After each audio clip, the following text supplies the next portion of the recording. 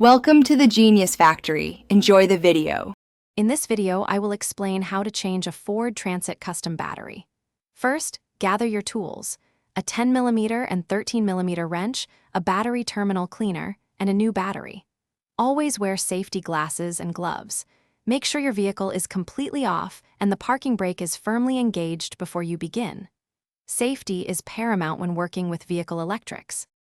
The battery in a Ford Transit Custom is conveniently located under the driver's seat. To access it, slide the driver's seat all the way forward. You will then see a protective cover.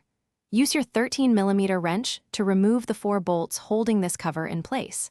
Carefully lift the cover off to reveal the battery terminals and securing clamp. This step ensures clear access for the next stage. With the cover removed, use your 10mm wrench to disconnect the negative battery terminal first, then the positive terminal. Always remove the negative lead before the positive to avoid sparks. Next, locate the battery clamp at the base and loosen its bolt. This clamp secures the battery in place. Once loosened, carefully lift the old battery out of its compartment. These batteries can be heavy, weighing around 45 pounds.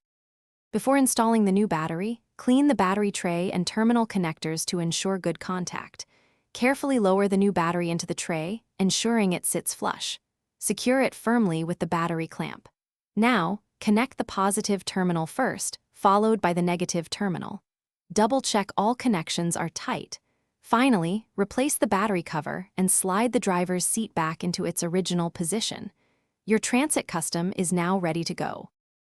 Thanks for watching. If you found this helpful, don't forget to like and subscribe.